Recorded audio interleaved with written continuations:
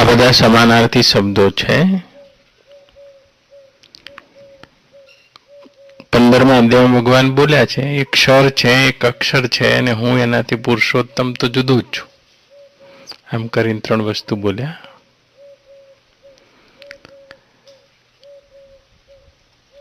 એ જ રીતે ગીતામાં ભગવાને આ શબ્દો વાપર્યા છે. પરાપ્રકૃતિ, અપરાપ્રકૃતિ, પરાપ્રકૃતિ અને પરમાત્મા. આ બધા સમાનાર્થી શબ્દો છે. જ્યાં સુધી સમાનાર્થી શબ્દોનો તાળો ના ખુલે ને ત્યાં સુધી આ બધું જુદું જુદું લાગે. જુદું જુદું છે નહીં. પ્રકૃતિ શબ્દનો ઉપયોગ સાંખ્યોએ કર્યો છે, સાંખ્યાયિકોએ. વેદાંતિઓની જે માયા છે એ જ એમની પ્રકૃતિ છે.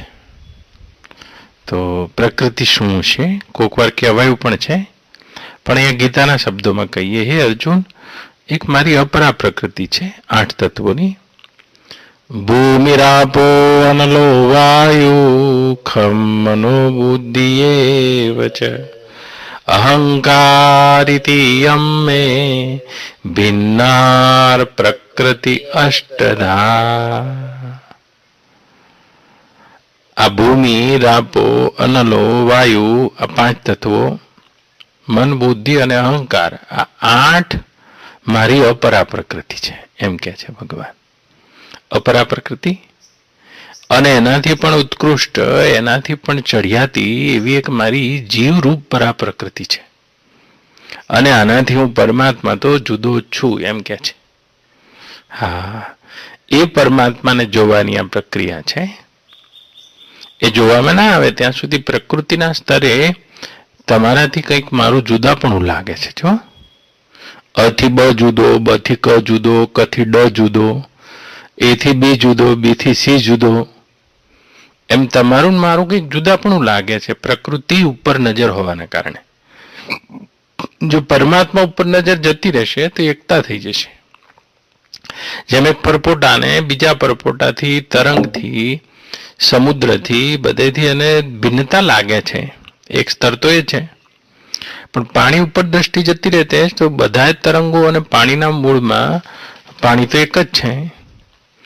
એમ પ્રકૃતિના સ્તરે આ બધી ભિન્નતા છે. તમારાથી હું જુદો છું, હું જ છું ને તમે તમે છો, તમે તમે છો ને તે છે, કીડી કીડી છે ને મોર મોર છે, લીમડો લીમડો છે ને વડ વડ છે, આંબો આંબો છે ને મોઢો મોઢો છે.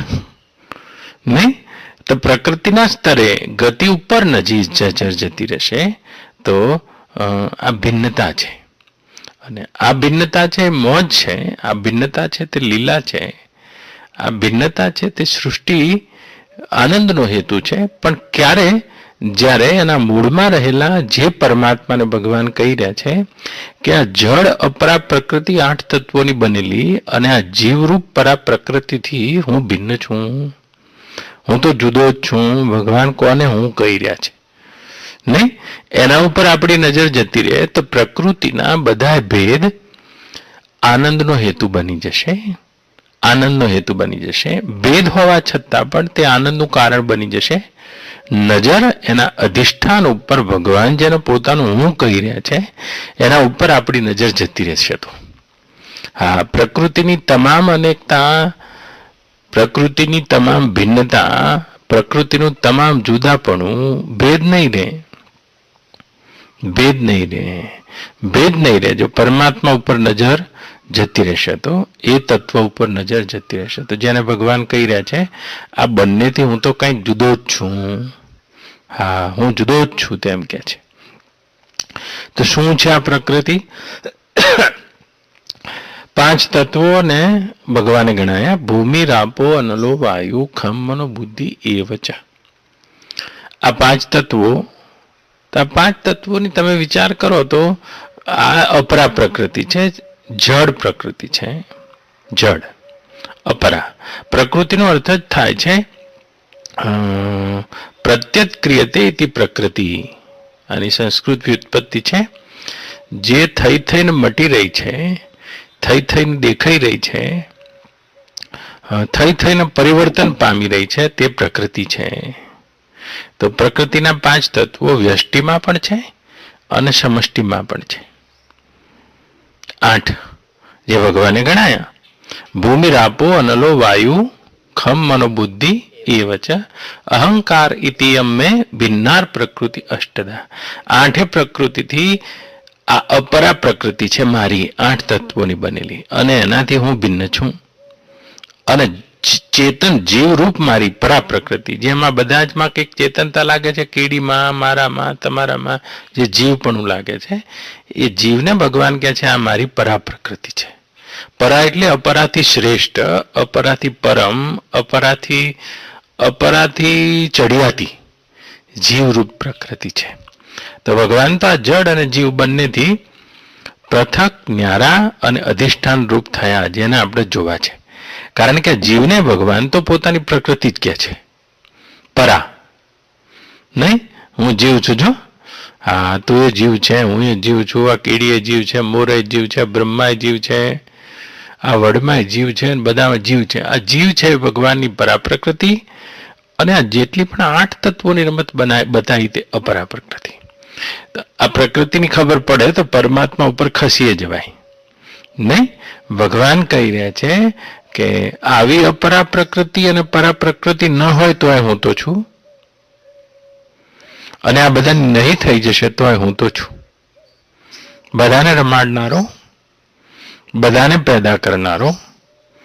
એ અર્જુન, પરા પ્રકૃતિ રૂપ જીવ પણ મારામાંથી ખડા થયા છે, અને આ અપરા પ્રકૃતિ રૂપ આખું એ જગત જેટલું પણ દ્રશ્ય, આ બધું પણ મારામાંથી ખડું થયું છે. મૈયા દક્ષિણ પ્રકૃતિ સૂયતે સચરાચર. મારી અધ્યક્ષતામાં આ પ્રકૃતિ જીવ રૂપ, ચેતન રૂપ, જીવ રૂપ પરા અને જડ રૂપ અપરા ખેલી રહી છે. અધ્યક્ષતા મારી છે, અધિષ્ઠાન મારું છે, હવાપણું મારું છે, અને સત્તા પણ મારી છે. મારી સત્તામાં આ બંને ફૂરી રહી છે. પ્રકૃતિ મારી એમ કે છે.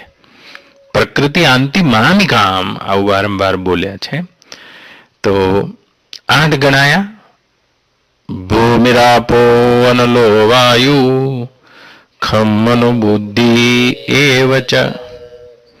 ભૂમિ, રાપો, રાપો એટલે જલ, ભૂમિ રાપો, અનલો, અનલો એટલે અગ્નિ, વાયુ, ખમ, ખમ એટલે આકાશ, મન, બુદ્ધિ અને અહંકાર, આમ કરીને 8 ગણાય છે. તો 8 સમષ્ટિમાં પણ છે અને આ દેહરૂપ વ્યષ્ટિમાં પણ છે. આપણે દેહમાં જ જોઈએ. વ્યષ્ટિ નામ શા માટે પડ્યું હશે બા? 8 તત્વો છે એટલે બંને અષ્ટિ, સમષ્ટિ અને વ્યષ્ટિ. 8 તત્વો, 8 તત્વોનો જેમાં વ્યય થઈ રહ્યો છે એ વ્યષ્ટિ, અને 8 તત્વો જેમાં સમ છે એ સમષ્ટિ. જોજો, સમષ્ટિ સમજ છે. અહીં વ્યય થઈ રહ્યો છે બા. જો ક્યારેક વજન ઘટી જાય છે, ક્યારેક તમારું વજન વધી જાય છે, એ બધું વ્યય થઈ રહ્યો છે. આ સમષ્ટિમાં પૃથ્વી તત્વ સમ છે, વાયુ તત્વ સમ છે. એમ કેટલો બધો ઓક્સિજન તમે લઈ લો છો પણ સમષ્ટિમાં કંઈ ખાલી ના થાય. ઓક્સિજનનું એક ચક્ર છે બા. હા, કેટલું બધું પાણી તમે વાપરી દો છો પણ સમષ્ટિમાં ખાલી ના થાય બા. કેમ ખાલી ના થાય? કારણ કે એનું જલ ચક્ર છે, એ સમ રહે છે 8 તત્વો, અને જ્યાં સમ રહેતા હોય તે સમષ્ટિ, અને જ્યાં વ્યય થતો હોય તે વ્યષ્ટિ. તો 8 તત્વો અહીંયા પણ છે, અને અહીંયા જ જોઈ લઈએ આપણે, અહીંયા જ જોઈ લઈએ આપણે 8 ને જ્યાં વ્યય થઈ રહ્યો છે. સમષ્ટિમાં એ પ્રકૃતિના 8 તત્વો સમ છે, સમ, વધઘટ વગરના. તો 300 કરોડ લોકો ધરતી ઉપર હતા, અને આજે 900 કરોડ છે બા. કઈ ધરતીનું વજન વધે નહીં, ધરતીમાં કશું ઘટે નહીં. સમજ રહે છે 8 તત્વો અહીંયા. હા, અને વ્યષ્ટિ એને કહેવાય કે જેમાં વ્યય પામી રહ્યા છે. તો આ 8 તત્વોની આ પરા પ્રકૃતિ, જળ પ્રકૃતિની રમત જોઈ લેજો. આકાશ, જળ, વાયુ, અગ્નિ, પૃથ્વી. જો એ આકાશની માત્રા શબ્દ છે. શબ્દ તન માત્રા. હા, આકાશ ભૂત છે. ભૂત જે ભવંતીથી ભૂત થઈને દેખાય છે, અને એક છે મહાભૂત. આકાશ મૂળ શબ્દ તન્માત્રા રૂપે છે. આકાશ. વાયુ સ્પર્શ તન્માત્રા રૂપે છે. વાયુમાં સ્પર્શ હોય છે. આકાશમાં ખાલી શબ્દ હોય, વાયુમાં બે હોય, શબ્દ અને સ્પર્શ. અગ્નિમાં ત્રણે હોય, શબ્દ હોય, સ્પર્શ હોય અને રૂપે હોય. વાયુમાં રૂપ ના હોય. જલમાં ચારે હોય, શબ્દ હોય, સ્પર્શ હોય, રૂપ હોય, રસ હોય. અને પૃથ્વીમાં પાંચે હોય, શબ્દ હોય, સ્પર્શ હોય, રૂપ હોય, રસ હોય, ગંધ હોય. પાંચે પાંચ હોય. ક્રમશઃ એક તિરોહિત થતા જાય તો એની એ પૃથ્વી જલ, એનું એ જલ અગ્નિ, એનો એ અગ્નિ વાયુ, અને એનો એ વાયુ આકાશ છે. આ પાંચ તત્વો. તો આની જે સૂક્ષ્મ તન્માત્રાઓ છે, જેને શાસ્ત્રમાં મહાભૂત કહે છે. મહાભૂત. અને જે એની સ્થૂળ પ્રકટીકરણ છે એ જ આ પૃથ્વી, જલ, વાયુ, અગ્નિ અને આકાશ છે. તમે જોઈ રહ્યા છો. તો આ શબ્દ તન્માત્રા જ આ શરીરમાં ઇન્દ્રિયો બની ગઈ છે. એક શબ્દને ગ્રહણ કરે છે અને એક શબ્દને ઉચ્ચારે છે. જે શબ્દને ગ્રહણ કરે તે આકાશ તત્વની જ્ઞાન ઇન્દ્રિય છે, અને જે ઉચ્ચાર કરે એ કર્મેન્દ્રિય છે. જેમ કાન એ શબ્દને ગ્રહણ કરે, આકાશ તત્વની આ ગ્રહણ કરનારી ઇન્દ્રિય જ્ઞાન ઇન્દ્રિય છે. અને વાક, આ વાણી શબ્દ ઉચ્ચારે છે, એ આકાશ તત્વની કર્મેન્દ્રિય છે. જોજો, અગ્નિ તત્વની રૂપ તન્માત્રા છે. એક રૂપને ગ્રહણ કરે છે. મારી આંખ રૂપને ગ્રહણ કરે છે. જો, અને એક રૂપને પકડે છે. તો હાથ છે તે રૂપ તત્વની કર્મેન્દ્રિય છે. જે ગ્રહણ કરે તે જ્ઞાન ઇન્દ્રિય, અને જે બહાર ફેંકે અને એને કર્મેન્દ્રિય કહે છે. તો પાંચે તત્વોની બે ઇન્દ્રિયો થઈ. એક ગ્રહણ કરનારી અને એક બહાર ફેંકનારી. જેમ શબ્દને ગ્રહણ કરે તે કાન, શબ્દને ઉચ્ચારે તે જીભ. જો, તો આ પાંચે પાંચ તત્વોની આ કર્મેન્દ્રિયો અને જ્ઞાનેન્દ્રિયો બની છે. એ પણ પાંચ તત્વોની અપરા પ્રકૃતિનો વિસ્તાર જ છે, બીજું કાંઈ છે નહીં. એક ગ્રહણ કરનાર ને એક છોડનાર, એક ગ્રહણ કરનાર ને એક છોડનાર. જેમ ગંધ ગ્રહણ કરનાર નાક એ પૃથ્વી તત્વની જ્ઞાન ઇન્દ્રિય છે, અને ગંધ છોડનાર, અપાન વાયુ છોડનાર ગુદા એ પૃથ્વી તત્વની કર્મેન્દ્રિય છે. તો એક જ તત્વની બે ઇન્દ્રિયો છે, ગ્રહણ કરનાર અને છોડનાર, ગ્રહણ કરનાર અને છોડનાર. એમ કરીને 10 ઇન્દ્રિયો બની. આ પણ અપરા પ્રકૃતિનો વિસ્તાર છે. તો આ પાંચે જેટલો પણ આ દ્રશ્ય વિભાગ છે, એ દ્રશ્ય વિભાગમાં જેટલું પણ આ જડ જગત અને એને ગ્રહણ કરનારી ઇન્દ્રિયો, આ બધી આ પાંચ તત્વોના વિસ્તારથી જોવા મળે છે. પાંચ તત્વો છે, બીજું કાંઈ નથી. પાંચ તત્વોમાં ખડી થાય છે અને પાંચ તત્વોમાં લીન થાય છે. જુદા જુદા નામ આપવા હોય તો આપી દો, પણ ઇન્દ્રિયો અને ઇન્દ્રિયોના સ્પર્શવામાં આવતું આખું એક ગોચર વિભાગ એ આ પાંચ તત્વોના તન્માત્રાનો વિસ્તાર માત્ર છે, બીજું કાંઈ નથી. સમષ્ટિમાં પણ અને વ્યષ્ટિમાં પણ. જેમ બધા ખીલોના માટીમાં છે અને માટીમાં લીન થાય છે, એમાં ઇન્દ્રિયો અને ઇન્દ્રિયોના સ્પર્શવામાં આવતું સમગ્ર જગત પાંચ તત્વોમાં કલ્પિત છે, અને પાંચ જ તત્વોમાં એક વખત લીન થાય છે. પાંચ તત્વોની આ પંચીકૃત થયેલા સંઘટન વિઘટનથી વધારે આ ઇન્દ્રિયો અને ઇન્દ્રિયોના ગોચરમાં આવતું જગત બીજું કાંઈ નથી. મારી અપરા પ્રકૃતિ છે, ક્ષર છે.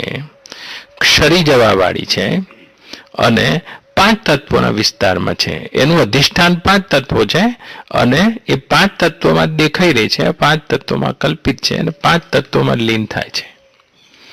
આ શરીર અભાવ પામી જાય તો બીજે ક્યાંય ના જાય. જાત જાત કે પાહુને જાત જાત में જાય, સાહિબ જાત અજાત હૈ તાકો કાલ ન ખાય. પૃથ્વી પૃથ્વીમાં જતી રહે, જળ જળમાં જતું રહે, વાયુ વાયુમાં જતું રહે, અગ્નિ અગ્નિમાં જતું રહે અને આકાશ આકાશમાં જતું રહે. બસ એ 5 મૂળ જ્યાં હતા ત્યાં પાછા ગોઠવાઈ જાય. જેમ આ બંગલો બન્યો છે, હોલ બન્યો છે, હોલમાંથી સિમેન્ટની જગ્યાએ મૂકી દઉં, લોખંડ લોખંડની જગ્યાએ મૂકી દઉં, પાણી પાણીની જગ્યાએ મૂકી દઉં, આકાશ એની જગ્યાએ જ રહેશે, તો હોલ જેવું કાંઈ નથી. આ તો બધા આ જ બધા ઘટકોમાં કલ્પિત વસ્તુ હતી. એમાં જેટલો પણ છે અર્જુન ગોચર વિભાગ દેખાય છે એ મારી આ જળ પ્રકૃતિના વિસ્તારમાં છે. ઇન્દ્રિયો અને ઇન્દ્રિયોના સ્પર્શવામાં આવતું અનંત ચર અચર જગત જેનો છેડો નથી. હે પરીક્ષિત રાજા, એક બહુ મોટું તપેલું લેવામાં આવે અને તપેલીમાં આખા ગામની રસોઈ બનાવવામાં આવે તો આખા ગામની રસોઈના તપેલામાં માત્ર 1 ચમચી ચાખી લેવાથી, સહેજ ચાખી લેવાથી એનું જ્ઞાન થઈ જાય છે કે તત્વતઃ દાળ મીઠી બની છે, પૂરું થઈ ગયું. આખી તપેલું પીવાની આવશ્યકતા નથી. એવા જે અનંત અનંત અનંત અનંત અનંત અનંત અનંત અનંત અનંત અનંત અનંત અનંત પાર વગરની, થાહ વગરની અપાર પ્રકૃતિ દેખાઈ રહી છે, તેને જુદા જુદા રૂપે ન જોતા તત્વથી જોઈ લેશો હે પરીક્ષિત રાજા, તો આ તો આ 5 જ તત્વોનો વિસ્તાર છે. એ જ 5 તત્વોની તન માત્રા જુદું જુદું બની ગઈ છે. રૂપ પણ તે બની ગઈ છે હે પરીક્ષિત, અને એ રૂપને ગ્રહણ કરનારી આંખ પણ તે જ બની ગઈ છે. હા, અને એ બંનેને પ્રકાશ કરનારો સૂર્ય એ પણ રૂપની તન માત્રામાં અધિદેવ પણ તે જ બની ગયો છે. હા હા. કાન તો કે કાન શબ્દને ગ્રહણ કરનાર માત્રા પણ તે જ બની ગઈ છે, શબ્દ પણ તે જ બની ગઈ સ્થૂળ રૂપે, અને એ બંનેના દેવતા દિક દેવતાઓ તે પણ તે જ બની ગઈ છે. એમ આ જેટલો પણ ચરચર વિભાગ દેખાય છે તે મારી અપરા પ્રકૃતિનો વિસ્તાર છે, બીજું કાંઈ નથી હે અર્જુન. તો કે 5 તત્વોથી ઉપર શું છે? ભૂમિરાપો વનલો વાયુ ખમ મનોબુદ્ધિ એવચ. આ 5 ઉપર મનોબુદ્ધિ એવચ અહંકારિતિયમ મે ભિન્નાર પ્રકૃતિ અષ્ટદા. બીજા 3 તત્વો ગણાયા ભગવાને, મન બુદ્ધિ ને અહંકાર. તો મુકાવી ધ્યાન એમ રાખવાનું છે કે આ 5 તત્વો તો જો મારી આંખ અનેક રૂપ જોઈ રહી છે, પણ મારી આંખ તો એક જ છે. આંખ મારી એક જ છે. રૂપ કેટલા બધા જોઈ રહી છે, શબ્દ કેટલાય બધા છે, સારાય છે, નરસાય છે, દીર્ઘ છે, લઘુ છે, રસ્વ છે, પણ મારો કાન તો એક જ છે. સ્વાદ તો કેટલાય છે, ખાટા છે, ખારા છે, તીખા છે, સરસ છે, પણ મારી જીભ તો એક જ છે. તેના વિષયો અલગ અલગ છે, પણ ગ્રહણ કરનારી ઇન્દ્રિયો એક જ છે. તે છતાંય શબ્દ, સ્પર્શ, રૂપ, રસ, ગંધ, આ 5 ઇન્દ્રિયોને ગ્રહણ કરનારી આ ઇન્દ્રિયો આ રહી બધી, આ રહી જો, આ તો એ 5 છે, પણ એનાથી પણ એક સૂક્ષ્મ છે મારું મન. હા, મનોબુદ્ધિ અહંકાર ઇતિ અમ્મે, આ પણ મારી અપરા પ્રકૃતિ જ છે, મન. તો કે મન શું છે? મારી ઇન્દ્રિયો સત્તા વગરની થઈ જાય જો મારું મન લય થઈ જાય તો. આ જેટલો પણ ગોચર વિભાગ દેખાય છે તો મારી ઇન્દ્રિયો ગ્રહણ કરે છે, પણ મારી ઇન્દ્રિયોને સત્તા આપનાર, એને પણ ગ્રહણ કરનાર મારું મન, એની હાજરી જોઈએ છે. કેવી રીતે? જેમ સુષુપ્તિમાં મારું મન ઊંઘી જાય છે, લય પામી ગયું છે. મન લય પામે તો આંખના ડોળા ખુલ્લા હોય તો કંઈ દેખાય નહીં, ઘણાનું મોઢું ખુલ્લું રહી જાય છે ઊંઘમાં. મુકાવી તો એના મોઢા ઉપર ગુલાબજાંબુ મૂકી દઈએ તો કઈ એને સ્વાદ નહીં આવે, મન લય પામી ગયું છે. હા, મન જોડાયેલું હશે તો ઇન્દ્રિયોનું જ્ઞાન થશે, નહીં તો નહીં થાય. જેમ તમે જલેબી ખાઈ રહ્યા છો તો જીભ ઉપર જલેબી છે, પણ તમારું મન ટીવીમાં જે ભારત પાકિસ્તાનની મેચ ચાલુ છે એમાં છે, તમને જીભનો સ્વાદ નહીં આવે. તો આ પાંચી ઇન્દ્રિયો કરતા એક મન છે તે ઉત્કૃષ્ટ છે અને શ્રેષ્ઠ છે. તે પણ મારી અપરા પ્રકૃતિ છે, જળ પ્રકૃતિ છે, જેમાં સ્વયંની કોઈ ચેતનતા નથી. હા, એ મન છે પણ એના કરતા સૂક્ષ્મ છે અને શ્રેષ્ઠ છે. મન છે તે એક છે અને ઇન્દ્રિયો તો 5 છે. આ જેટલા પણ ગોચર વિભાગના પદાર્થો છે હે અર્જુન, એ મારી ઇન્દ્રિયો જોઈ શકે છે, પણ મારી ઇન્દ્રિયોને જોનારી કોઈ વૃત્તિ છે ને તે મન છે. આંખ રૂપને જોવે છે પણ મારી આંખે ઓછું દેખાય છે, આવું મન જોવે છે. મારી આંખે પહેલા જેવું દેખાવા માંડ્યું તો ઇન્દ્રિયોની મંદતા, તીવ્રતા આ બધી જોનારું એક મન છે, એ પણ મારી અપરા પ્રકૃતિ છે. આપણે પરમાત્માને ગોતી રહ્યા છે. ભગવાન કેટલી જગ્યાએ પોતાનું હું બોલી રહ્યા છે એમ કહું છું, પણ કે આમ આ પણ મારી અપરા પ્રકૃતિ છે મન. તો કે છે મન તેના કરતા વધારે સૂક્ષ્મ છે, સત્વાંશ છે, સત્વગુણી છે, સત્વનો અંશ છે, પણ તે છતાંય પ્રકૃતિ છે. હા, દ્રશ્ય છે, દ્રશ્ય છે અને એને જોઈ શકાય છે. જેમ ઇન્દ્રિયોને જોઈ શકાય છે તેમ મન. હા, તો કે મન ઇન્દ્રિયોને જોવે છે પણ મનને કોઈ જોનાર છે?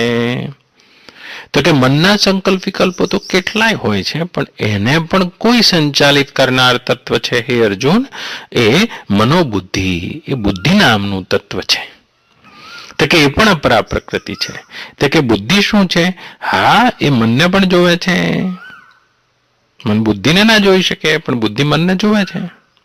જેમ ઇન્દ્રિયો મનને ના જોઈ શકે પણ મન ઇન્દ્રિયોને જોવે છે. જેમાં જેટલા પણ જળ પદાર્થો છે ઇન્દ્રિયોને ના જોઈ શકે પણ ઇન્દ્રિયો જળ પદાર્થોને જોઈ રહી છે.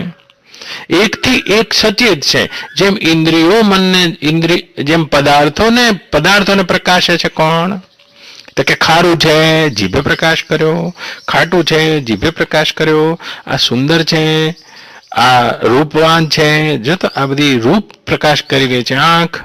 આ બધા જેટલા પણ પદાર્થો છે તેનો પ્રકાશ ઇન્દ્રિયો કરી રહી છે. મારી ઇન્દ્રિયોને મન પ્રકાશિત કરી રહ્યું છે. મનથી પણ પર કોઈ તત્વ છે અને તે બુદ્ધિ છે. તો બુદ્ધિ શું છે? તો કે બુદ્ધિ તો મનને પણ પ્રકાશિત કરે છે અને નિયંત્રિત કરે છે. તો કે બુદ્ધિ શું? બુદ્ધિ એવું તત્વ છે જેમ આજે નક્કી કરીએ કે આપણે ઘેર જવું છે, હવે આશ્રમમાં બહુ રહ્યા, આમ ઘેર જવાનું બુદ્ધિ નિર્ણય કરે એટલે મન સંકલ્પ વિકલ્પ કરવા માંડે. તરત જ બુદ્ધિના આદેશ ઉપર જ આ મન ચાલે છે. તો કે મને નક્કી કર્યું કે હવે આપણે ઘેર જતા રહેવું છે એટલે મન નક્કી કરશે, પ્લાનિંગ કરશે કેવી રીતે જવું છે. લોકડાઉન તો છે પણ કેવી રીતે જઈશું, સુરત કેવી રીતે પહોંચાય, તો કઈ રીતે જવું, મને ચાલુ કરી દીધું સંકલ્પ વિકલ્પ સંકલ્પ વિકલ્પ સંકલ્પ વિકલ્પ સંકલ્પ વિકલ્પ. હા, તો મનથી પણ પરે બુદ્ધિ છે. જો તો જેની બુદ્ધિ ખૂબ નબળી હોય ને એ મનના કયામાં હોય, આવો નિયમ જ છે. એની બુદ્ધિ નબળી છે એટલે મનના કયામાં છે, મનમુખી છે. તો બુદ્ધિ નબળી છે તો ડાયાબિટીસ છે, જલેબી ખાઈ જાય, બુદ્ધિ નબળી છે. હા, તો મન ખેંચી જાય છે. મન બુદ્ધિ ઉપર પણ ઘણીવાર સવાર થઈ જાય જો બુદ્ધિ નબળી હોય તો. તો જેની બુદ્ધિ નબળી હોય અને બીજા બુદ્ધિવાળા એના ઉપર રાજ કરે બા, બીજા જે બુદ્ધિવાળા હોય એના ઉપર રાજ કરે, બીજું કાંઈ નહીં, કારણ કે એની બુદ્ધિ નબળી છે. તો બીજા બુદ્ધિશાળી આગળ તે નોકર હોય. નોકરને શેઠમાં શું ફરક છે? હા, તો શેઠ એને કહે છે જેની બુદ્ધિ સૂક્ષ્મ થઈ છે, જેની નિર્ણય શક્તિ છે, જેની ઈચ્છા શક્તિ છે, જેની દ્રઢતા છે, તેનું મન એના અનુશાસનમાં છે. અને ઘણાની બુદ્ધિ નબળી હોય એના આવા બુદ્ધિવાળાના હાથ નીચે રહેવું પડે છે, મજૂરી કરવી પડે, બીજું શું. તો મનથી પણ પરે બુદ્ધિ નામનું તત્વ છે. જે મનના સંકલ્પ વિકલ્પો એક છે પણ બુદ્ધિના નિર્ણય એક છે. મનના સંકલ્પ વિકલ્પો અનેક છે પણ બુદ્ધિ તો એક નિર્ણય વાળી છે. અનેક સંકલ્પ વિકલ્પોમાંથી જે એક નિર્ણય કરે આ બુદ્ધિ છે. તો કે હે અર્જુન, એ પણ મારી અપરા પ્રકૃતિ છે. તો 5 તત્વોમાં કલ્પિત આખું બ્રહ્માંડ, ઇન્દ્રિયો, આ બધું 5 તત્વોમાં કલ્પિત છે. મેં તમને બતાવ્યું. એનાથી પણ પરે મન નામની વૃત્તિ છે. મનોબુદ્ધિ, બુદ્ધિ પણ મારી અપરા પ્રકૃતિ છે અને એનાથી પર છે. અહંકાર ભિન્નાર પ્રકૃતિ અષ્ટધા. અને અહંકાર તો બુદ્ધિ જેવા નિર્ણય કરે છે તેવો જ એક સ્વાંગ ધારણ કરી લે છે. તો બુદ્ધિએ નિર્ણય કર્યો છે હું સ્ત્રી છું, તો સ્ત્રીપણું એટલું દ્રઢ થઈ ગયું, આ સ્ત્રીપણાનો અહંકાર છે. બુદ્ધિએ નિર્ણય કર્યો છે કે હું પૈસા વાળો છું, તો એ એના જોડે આ વૃત્તિ એક થઈ ગઈ છે. હા, તો બુદ્ધિ બુદ્ધિ બુદ્ધિ બુદ્ધિ બુદ્ધિમાં કંઈક થોડું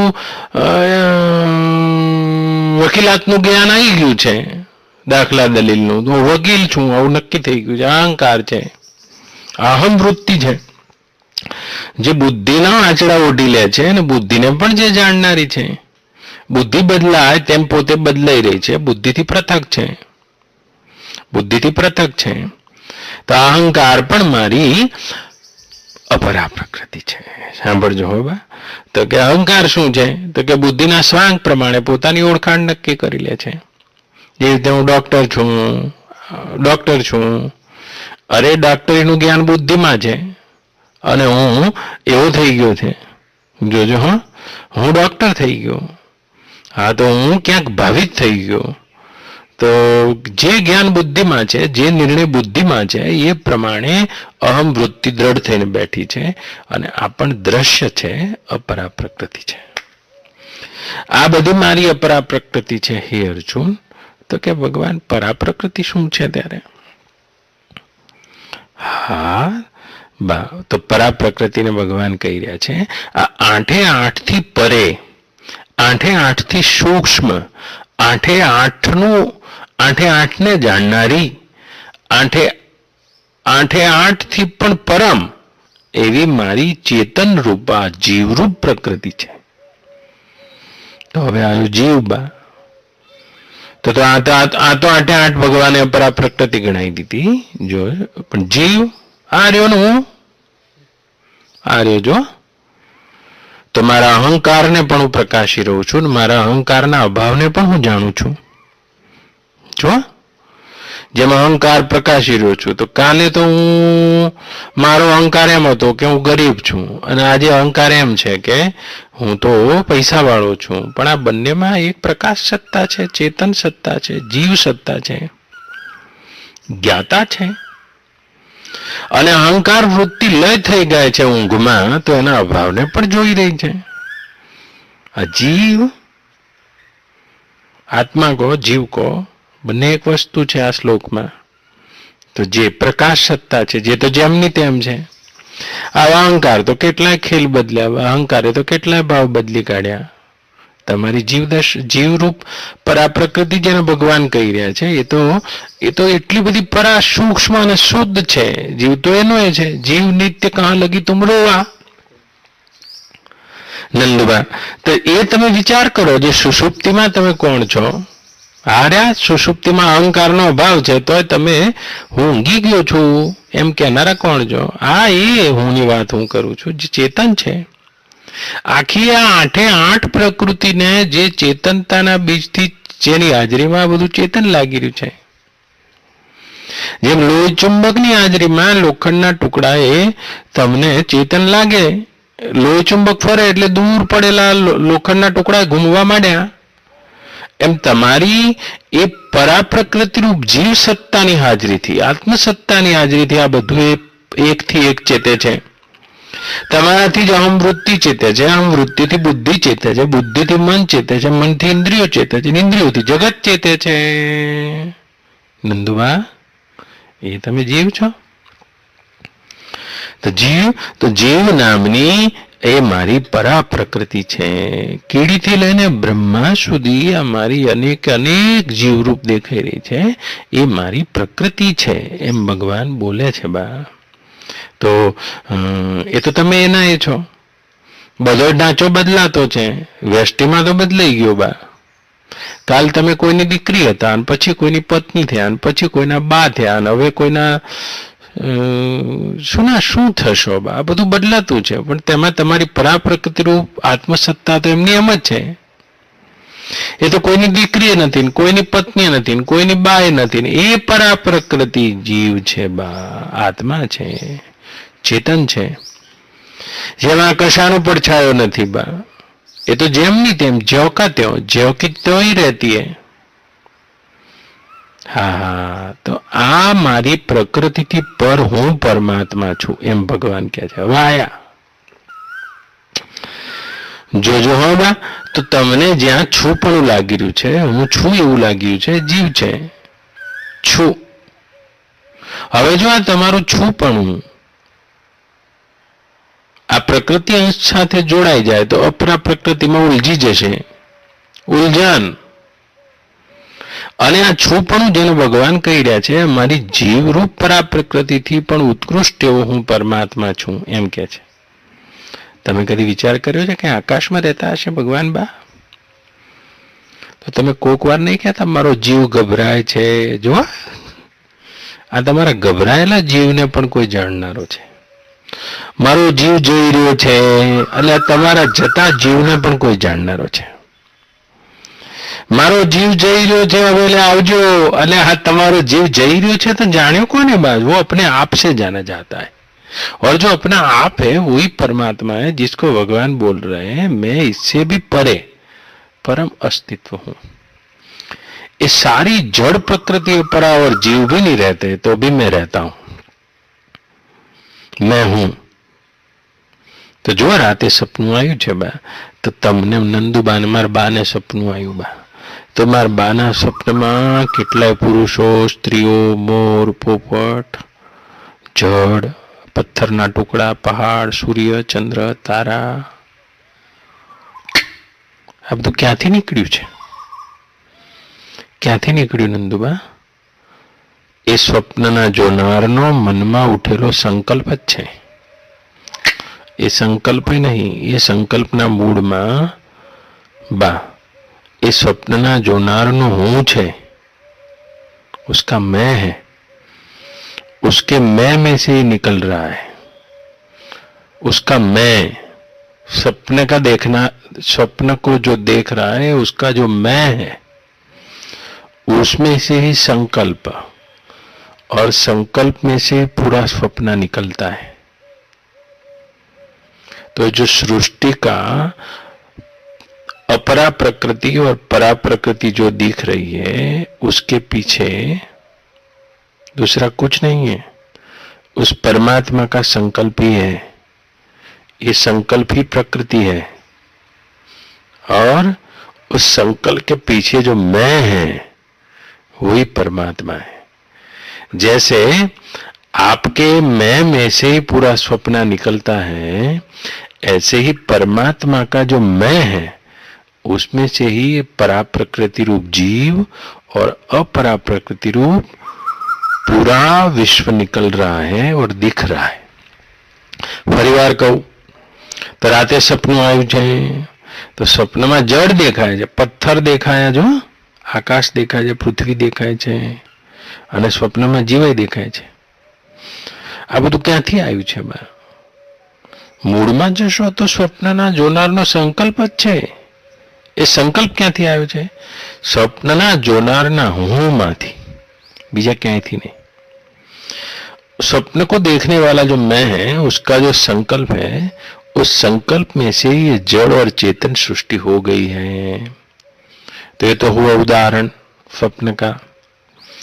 ऐसे ही ये जो जगत में अपरा प्रकृति रूप जड़ दृश्य दिख रहे हैं और जो चेतन जीव दिख रहे हैं वो सबके सब उस परमात्मा के संकल्प से निकले हैं और उसका संकल्प भी जो जो शुद्ध मैं में से निकलता है वही मैं परमात्मा है। तो कहाँ है? अरे भाई ये भगवान नो जो हूँ छे बा ये आ परा प्रकृति और अपरा प्रकृति रूप बन्ने में प्रवेशी गयेलो छे।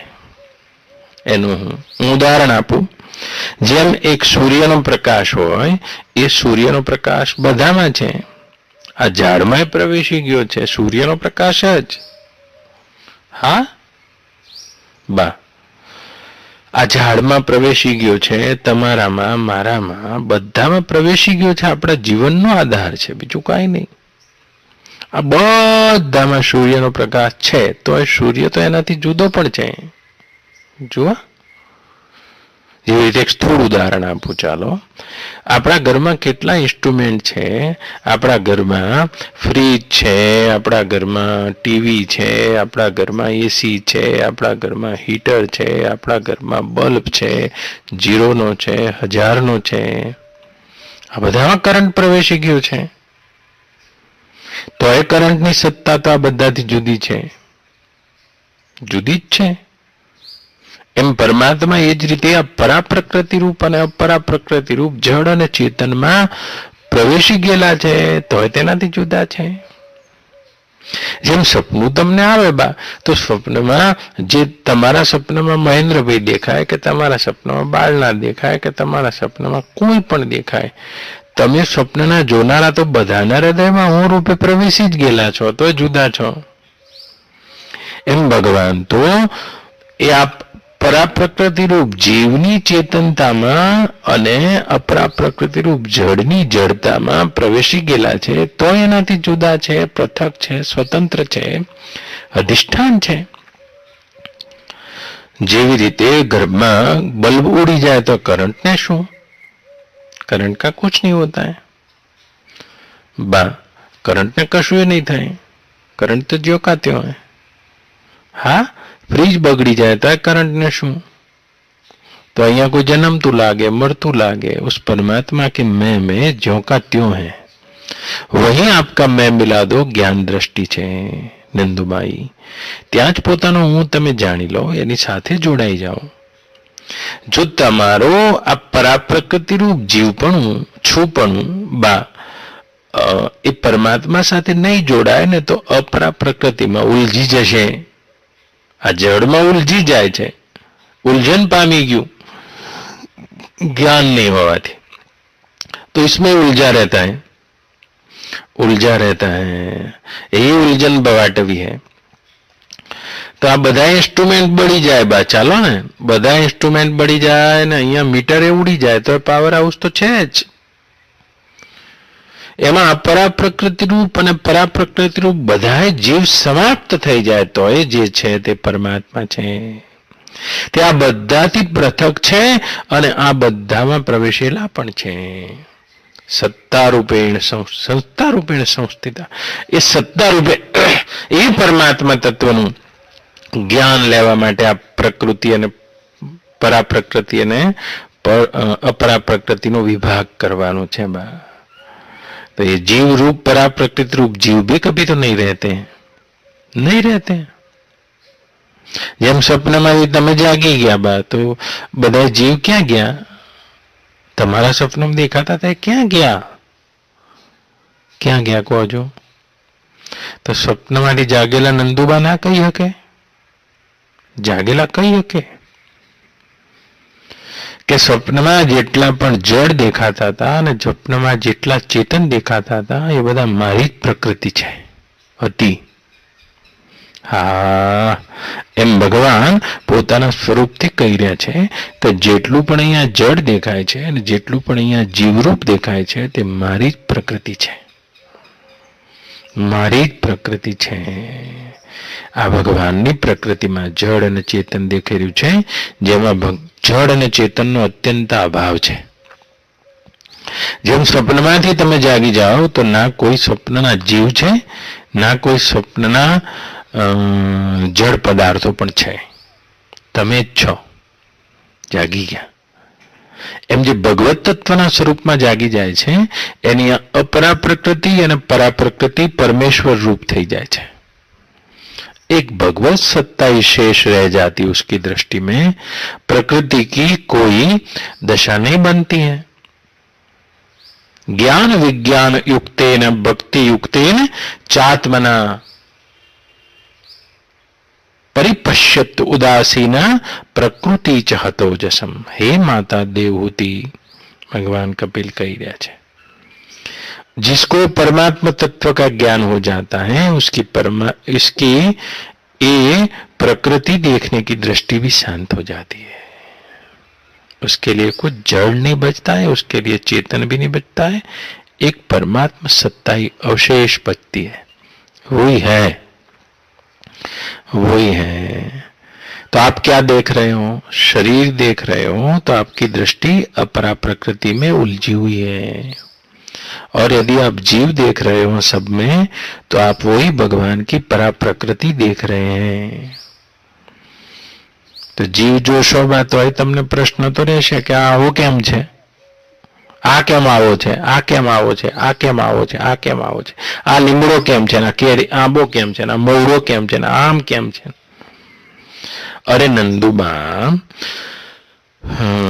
નાના હતા ત્યારે ભૂગોળ તો તમે ભણતા જ હશો, તો તમને ખબર હશે બા કે સૂર્યની આજુબાજુમાં 9 ગ્રહો જે છે એ પોતાની ભ્રમણ કક્ષામાં ફરે છે બા. ચંદ્રની એક ભ્રમણ કક્ષા નક્કી છે, મંગળની, બુધની, ગુરુની ભ્રમણ કક્ષા એક નક્કી છે.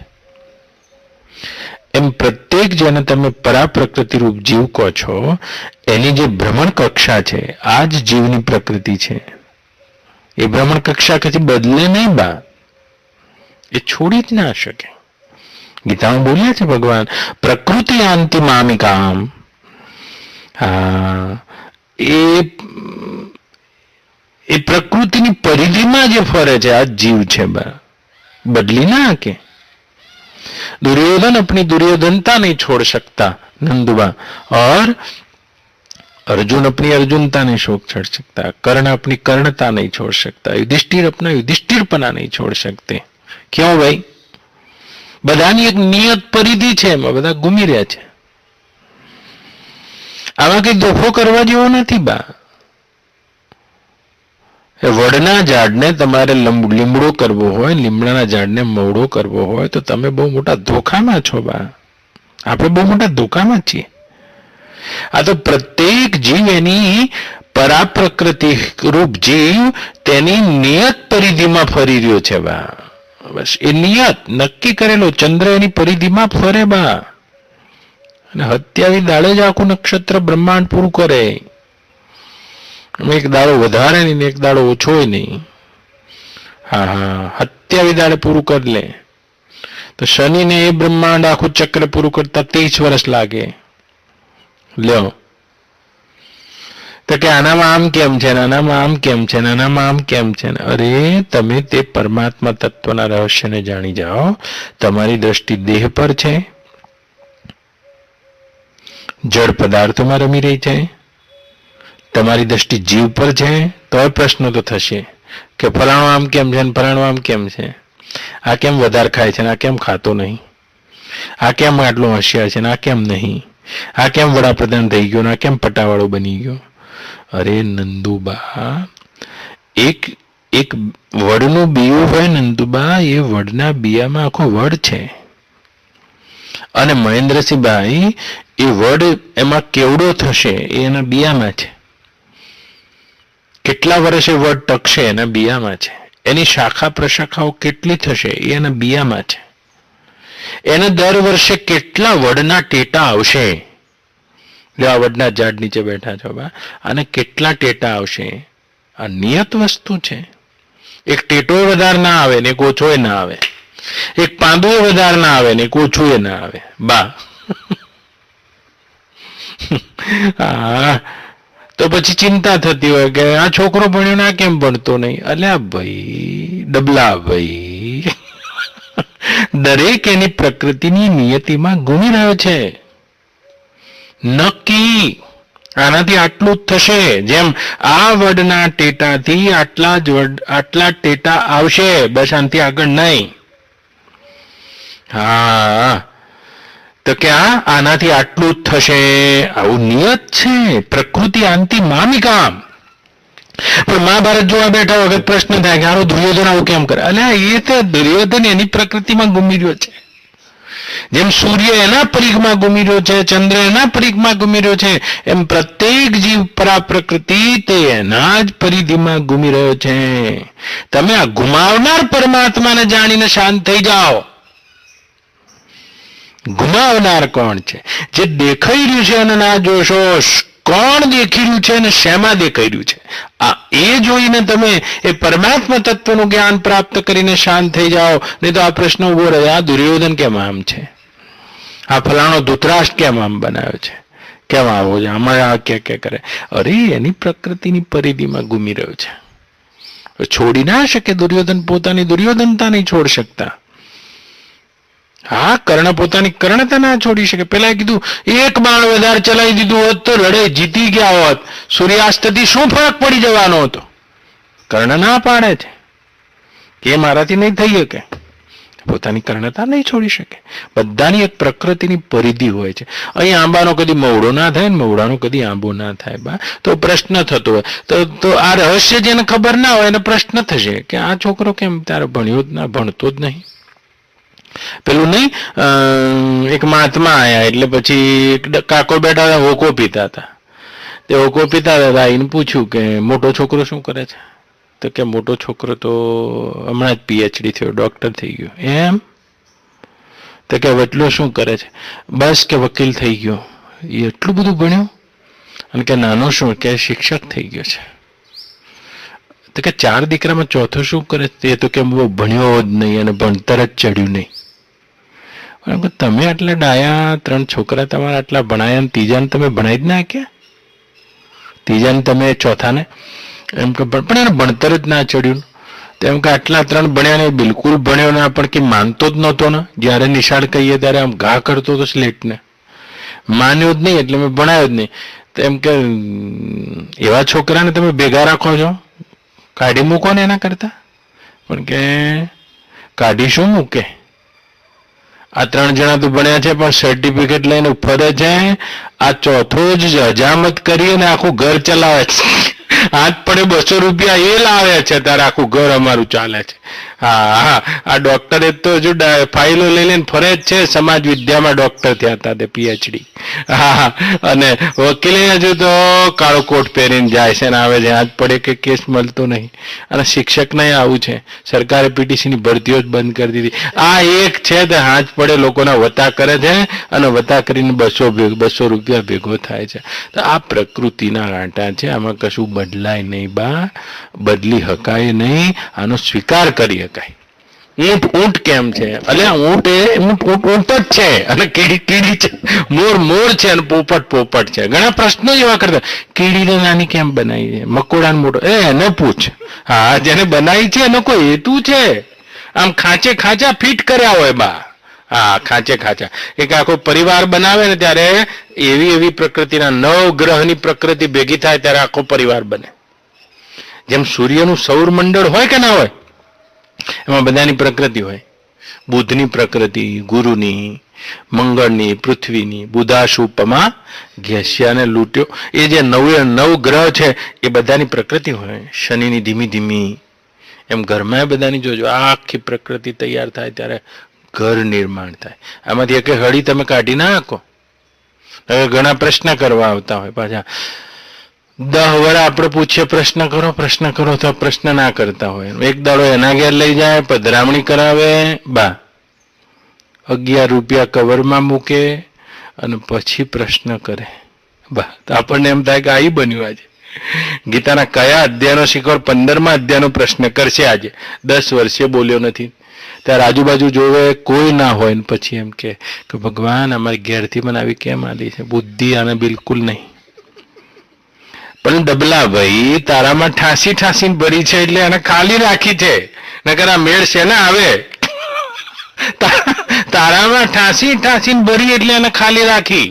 આ કાચો પ્રકૃતિ અંતિમ આમી કામ. આ પ્રશ્ન કરવા જેવો જ નહીં. એકમાં ઠાંસીને ભરે ને એકમાં ખાલી રાખે ત્યારે ત્યાં મેળ આવે. હા, તમે જોજો, ઘણી વાર કહી ચૂક્યો છું. જો વાણિયાભાઈ બુદ્ધિ બહુ હોય, બહુ બુદ્ધિ. વાણીઓ આગળ બુદ્ધિ હોય, એની પ્રકૃતિ બહુ બુદ્ધિશાળી હોય, બધું આગળનું જોતો હોય. હા, પણ એમના વાણિયાને તમે જોજો, પતી ગયું. મેકઅપ કરવામાં 35 મિનિટ કરે, હાર બદલે, ઢીકણું બદલે, સેન્ડલ બદલે, આટલું બધું કરે અને બેઠા હોય એટલી જ ખબર હોય એમને. હા, વાણિયામાં બુદ્ધિ બહુ હોય, પણ એના જે વાણિયણ હોય તમે જોજો. કોઈ હશે ભાઈ આપણો આટલો સત્સંગ આપણે તો અમારે બગાડવું નહીં કોઈના જોડે, પણ મોટે ભાગે આવું હોય. અને જેના આદમીમાં કંઈ ના હોય એના ઘેરથી જોજો તમે. આખા મહિલા મંડળના સરપંચ હોય, લાલાનો ફોટો એના ઘેર જ રહેતો હોય અને જે ફોટામાં 150, 200 રૂપિયા આવતા હોય એ બધાની યાદી એ રાખતા હોય અને આખા મહિલા મંડળના સરપંચ હોય એના ઘેરથી એના જે ઘરવાળા જોયા હોય ને તો આમ ગાય તો હારી, ગાય શબ્દ તો બહુ પવિત્ર છે, આમ બકરી જેવા બિચારા હોય, આમ ગાંધી બાપુની જે બકરી હતી ને એવા. અને આવે 9,000 રૂપિયા પગાર તો ખબર જ પડી જાય આપણા જેવા કે પગાર થયો લાગે. અને જેવા આમ સાયકલ આમ ઊંચી કરીને અંદર જાય 9,000 રૂપિયા પગાર હાલે આમ કરી 9,000 લે પગાર થયો છે. અને આમ પગાર લે એની ઘેરથી ગણે અને પછી ગણી લે એટલે કે 200 રૂપિયા લાવો તારે બીડીના કાપીને ના આપી શકે એને એવા બનાવ્યા હોય બા ભગવાને. તો આવી આ પ્રકૃતિની સૃષ્ટિને તમે જે પરમાત્માના સ્તરેથી જાણી જાઓ અને જે છે એનો સ્વીકાર કરીને આનંદ લો. હા, એનો આનંદ તમે લો. નહીં તો બધાની પ્રકૃતિ આની કેમ આવી બનાવી છે, એની આવી ના બનાવ્યો તારા જોડે રહી જ ના કે ઉકા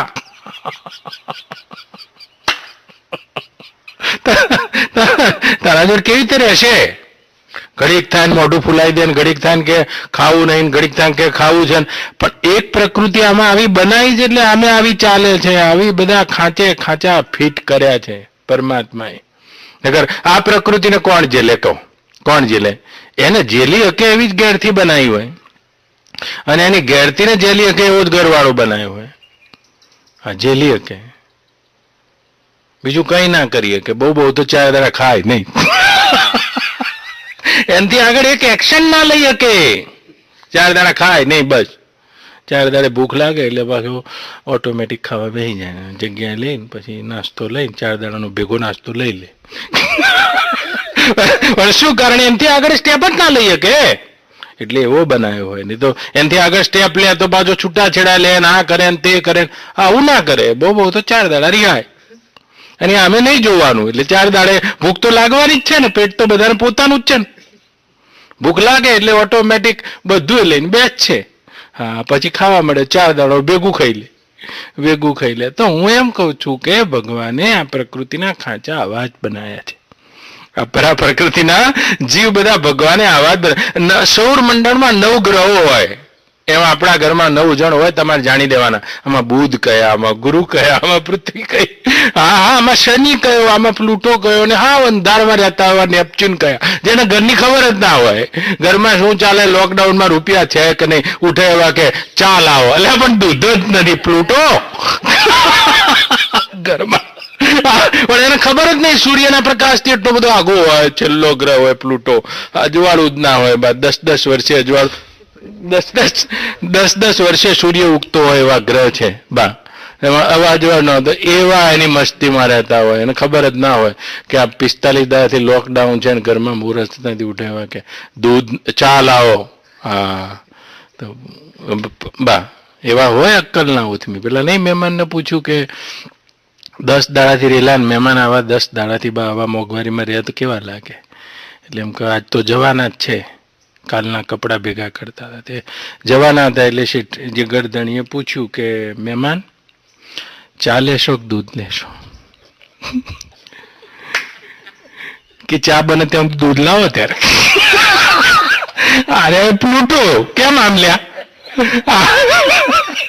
હવે એ ખબર નહીં કે આ બિચારો મિલમાં નોકરી કરે, હું એના ઘરમાં આટલા દાડાથી પોળો થઈને, જોજો ઘણા પોળા થાય મહેમાનો બા, અને એવો પોળો થઈને બેઠો છું.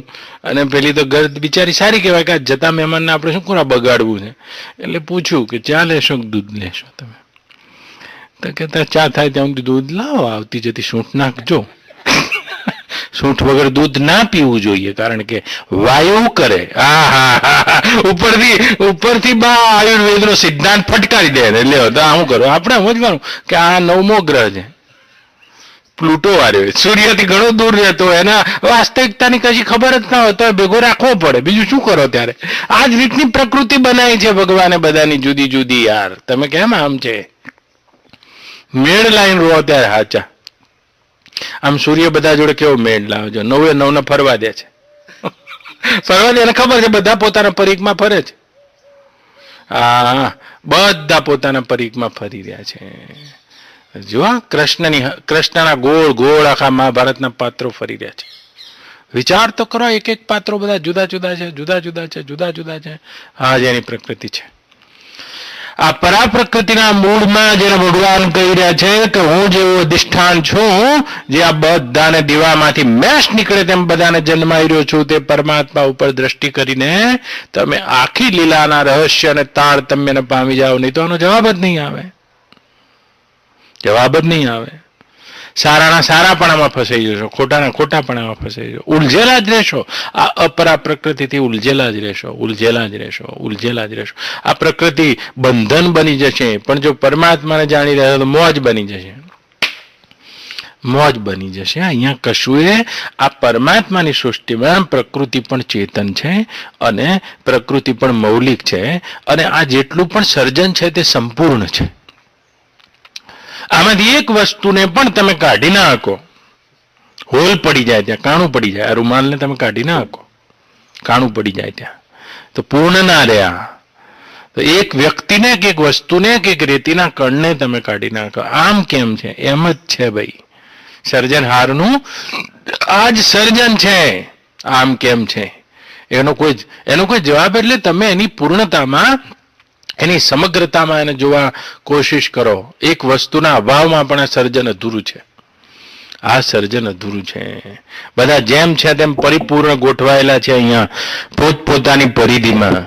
હા, કોઈ સારા કોઈ ખોટા, એ બધી દ્રષ્ટિ તમારી છે. આ પ્રકૃતિના આ રહસ્યને જાણી જાઓ, જેમ છે તેમ બરાબર છે. એના વગર પરમાત્મા પૂર્ણ ના હોય. આમ કેમ છે? અરે આમ જ છે એ. હા, એની પરિધિમાં ફરી રહ્યો છે, તું તારી પરિધિમાં ફર, બસ. એ આમ જ છે. પણ આમ કેમ છે? બસ આ જ તત્વજ્ઞાનનો અભાવ બતાવે છે. એસા હી હૈ બ્રહ્મ, યાદ રાખજો. એસા હી હૈ બ્રહ્મ. તો બધા ખાંચે ખાંચા એવા ફીટ હોય. આ ફીટે ફીટ નાખીને જીવન, આ દ્રષ્ટિકોણથી આપણે જીવીને જતું રહેવાનું. નહીં તો પ્રશ્નનો કદી અંત જ નહીં આવે. ફલાણું આમ કેમ, ફલાણું આમ કેમ. સારો પુત્ર હશે તો સારાપણામાં ફસાઈ જશો, ખોટો છે તો ખોટામાં ફસાઈ જશો, ખોટામાં ફસાઈ જશો. બા શું કરશો? ધીરે ધીરે આ સત્યને જાણીને મોજમાં આવી જાઓ અને કેમ કેમ કેમ છોડીને આના ઉપરથી ઉપરામ દ્રષ્ટિ કેળવી લો કે આવું જ છે. આ તો આ ભરઢોર ભરઢોર ભરઢોર ભરઢોર ચાલ્યા કરવાની. જ્યાં સુધી પરિબ્રહ્મ સાથે, પરિબ્રહ્મ જેના ભગવાન પોતાનું હું કહી રહ્યા છે એના જોડે આપણી એકતા નહીં થઈ જાય ત્યાં સુધી આ ચાલે જવાનું. બા તો ગોતી કાઢો આ શરીરમાં ભગવાન ક્યાં છે. બા અપરા પ્રકૃતિ જોઈ લો, મન બુદ્ધિ ને અહંકાર સુધી. પરાપ્રકૃતિ રૂપ જીવને જોઈ લો, જે જન્મે છે, મરે છે, પ્રકૃતિના પરિઘમાં ઘૂમી રહ્યો છે. એને પણ સત્તા આપનારા પરમાત્મા છે. તમે તમારો હું એની સાથે મિલાઈ દેશો તો આ બંને પ્રકૃતિ શાંત થઈને પરમાત્મા રૂપ થઈ જશે. જો તમે રહસ્યને પ્રાપ્ત થઈ જશો તો પ્રકૃતિ કુછ નહીં હૈ. હે પરીક્ષિત રાજા, જેમ પવનમાં રણની રેતીમાં પવનને લઈને રેતીમાં આકારો થાય છે, ખાડા ટેકરા રેતીમાં, એ રેતી ઉપર થતી કૃતિ છે. જેમ રેતી ઉપર ખાડા ટેકરાની કૃતિ થઈ રહી છે, એમ પરમાત્મામાં જ આ જડ અને ચેતનની કૃતિ થઈ રહી છે. બીજું કાંઈ નથી. ખાડો કહો કે ટેકરો કહો, સત્તા તો રેતીની જ છે. એમ તમે જડ કહો કે चेतन को, सत्ता तो परमात्मा नहीं है. उस प्रकृति से परे परमात्मा को जान जाओ. જેમ ખાડા અને ટેકરામાં રેતીને જોઈ જાઓ તો ખાડા ટેકરા શાંત થઈ જશે, રેતી જ છે. એમ જડ અને ચેતનના મૂળમાં એ અધિષ્ઠાન રૂપ એ પરમ ચેતન રૂપ પરમાત્માને જાણી જાઓ તો પ્રકૃતિ શાંત થઈ જશે. કોઈ કારણ જ નહીં બચે, મોજ બચશે. જળ કશું નહીં વધે. જુદા જુદા જીવ અને જુદા જુદા જીવની પ્રકૃતિ બાધક નહીં બચે. આ બધું આમ જ છે. એની જગ્યાએ જરૂર છે, એની જગ્યાએ જરૂર છે. એક વસ્તુ એવી નથી, એક વ્યક્તિ એવો નથી, એક રેતીનો કણ એવો નથી જે કોઈ પ્રયોજન વગર ભગવાને સર્જ્યો હોય. તમારું પ્રયોજન સિદ્ધ ના થતું હોય તો અલગ વસ્તુ છે, પણ ભગવાને પ્રયોજનથી સિદ્ધ સર્જો છે એને. જેમ કોઈના ઘેર જમવા જઈએ તો આપણા માટે બધું બનાવે, દાળ બનાવે, ભાત બનાવે, શાક બનાવે, ચટણી બનાવે, રાયતું બનાવે, મરચા શેકે, છાશ લાવે, માખણ લાવે, અથાણા મૂકે, ગોળ કેરીના અથાણા, ખાટી કેરીના અથાણા, બધી કેટલી બધી આઈટમો સુધીમાં સંભારા સુધીની આઈટમ બનાવે ત્યારે ભાણું કહેવાય. પીરસે વખતે તમે ઘરધણીને પૂછી ના શકો કે આ કેમ બનાવ્યું છે, મને નહીં ભાવતી કઢી. અરે મહેમાન, તમને ના ભાવતી હોય તો કઢી ખાનારા ઘણા છે, એને કઢી પીધા વગર ઊંઘ જ નથી આવતી એવાય છે. તમે એમ ના પૂછી શકો કઢી કેમ બનાવી છે, તમે એટલું કહી શકો કે રાતના સમયે હું કઢી નહીં ખાતો, બસ આટલું કહી શકો. આટલી તમને સ્વતંત્રતા છે. પણ આ કઢી કેમ બને? એટલે કઢી પીનારા ઘણા છે આશ્રમમાં, એને કઢી પીધા વગર ઊંઘ જ નથી આવતી. કેમ બનાવી છે? એમાં માણસને આમ કેમ બનાવ્યો છે કે એમનો કોઈ પ્રશ્ન જ નથી. એ કોઈ પણ વસ્તુ અહીંયા પ્રયોજન વગર નથી બની. સાવકાર પ્રયોજનથી બન્યા છે, ચોર પણ પ્રયોજનથી બન્યા છે, યાદ રાખજો. હા, શાંત વ્યક્તિત્વ પણ અહીંયા પ્રયોજનથી બન્યા છે અને રૌદ્ર વ્યક્તિત્વ પણ પ્રયોજનથી બન્યા છે, હેતુથી બન્યા છે. સાચા પ્રયોજનથી બન્યા છે અને ખોટા પ્રયોજનથી બન્યા છે. એમ તો ત્યારે આખી આ પ્રકૃતિનું ચિત્ર સાબિત થાય તેમ છે. એ ઈશ્વરીય પ્રયોજનને તમે પ્રાપ્ત નહીં થાવ ત્યાં સુધી બુદ્ધિ શાંત નહીં થાય. બુદ્ધિ આમાં ઉલઝેલી રહેશે અને ઈશ્વરીય પ્રયોજનને પ્રાપ્ત થઈ જશો તો બુદ્ધિ શાંત થઈ જશે. તમારું પ્રયોજન સિદ્ધ ના થતું હોય તો તમે ઉપેક્ષા કરી શકો, તમે કિનારો કરી શકો, પણ તમે પ્રશ્ન ના કરી શકો આ આમ કેમ છે. ગામ હોય ત્યાં ઉકરડા રહેવાના. 9 ગ્રહોમાં બધાએ કેમ શુક્રની જેમ પ્રકાશિત નહીં રહે, બધાએ પૃથ્વીની જેમ જીવંત નહીં રહે અને બધાએ પ્લુટોના જેમ હાવ અંધારામાં નહીં રહે. બા એમ આખા ઘરમાં બધા ડોક્ટર ના હોય, ઘર ચલાવનારા કોક એ હોય બા. હા, તો કોને કહેવું બા? આવી જ આ અનંત અનંત અનંત સંભાવનાઓથી બનેલી ભગવાનની સૃષ્ટિ છે. તત્વજ્ઞાનનો આશરો લઈને બુદ્ધિ શાંત કરી દો. તત્વજ્ઞાનનો આશરો લઈને. આ મોઢામાં તમારા 32 દાંત છે, બધાની રચના જુદી જુદી છે. આગળના 2 દાંત, રાક્ષસી દાંત, નાની દાઢ, કામ વગરની ડાપણની દાઢોય મૂકી છે, કશું કામમાં નહીં આવતી તોય છે. આની પાછળ કોઈ હેતુ છે ડાપણની દાઢોનો? બા ડાપણની કીધી છે એટલે કંઈક તો હશે ને, ઉગી ગઈ, બીજું શું? નગર કઈ ખાવાના કામમાં આવતી નથી, ચાવાના કામમાં નહીં આવતી ડાપણની દાઢો. હળવામાં પહેલા હળે બા, આવવામાં મોડી આવે, પડવામાં પહેલી પડે, એવી બધી ડાપણની દાઢો. તો ઘણા કહેતા કામ વગરની, એટલે કામ વગરનું કશું છે જ નહીં આ શરીરમાં. એક આંખમાં જે પાપડની પેલી એ છે ને વાળ, એ પણ કામ વગરનો નથી ડબલા ભાઈ. એમ આખા આ બ્રહ્માંડમાં જેટલું પણ દેખાય છે કામ વગરનું કશું નથી. ઘણા કહેતા આ આંતરડાનો આ ટુકડો એપેન્ડિક છે, કામ વગરનો નહીં, કાપીને ફેંકી દો એટલે વિવર ઓછા કર્યા તમે એના. હા, ઓછા કરી નાખ્યા. કામ વગરનું કશું છે જ નહીં. એક કામ વગરનું જે દેખાય છે બસ એ જ આ પરમાત્માની સૃષ્ટિમાં કામ વગરનું દેખાય છે. એ જ તત્વજ્ઞાનનો અભાવ બતાવે છે. બધું જ અહીંયા કામનું છે અને જેને જેને જોડ્યા છે એને સમજીને જ ભગવાને જોડ્યા છે. બસ એ જ જોડાયેલા રહેવાનું અને આ તત્વજ્ઞાનને જોતા જવાનું. આમ કેમ છે.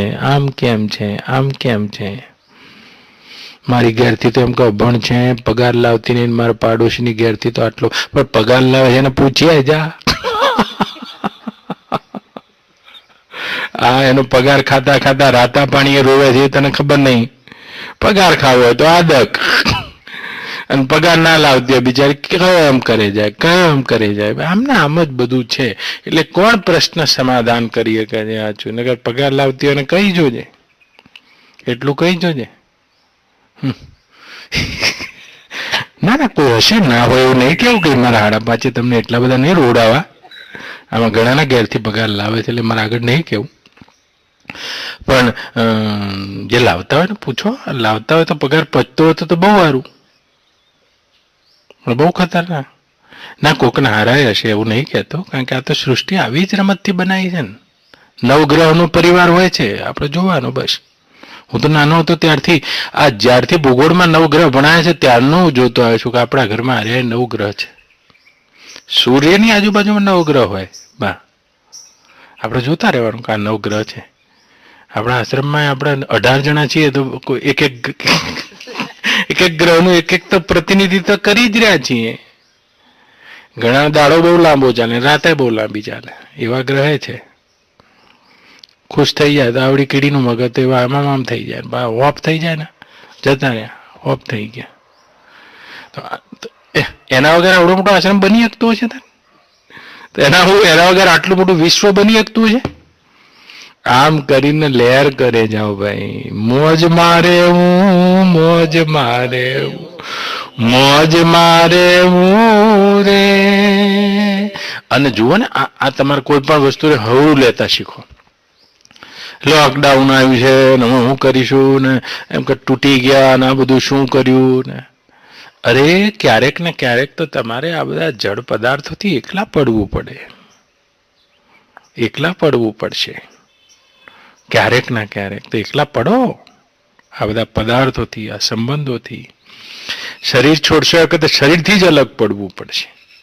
એ કદી વિચાર કર્યો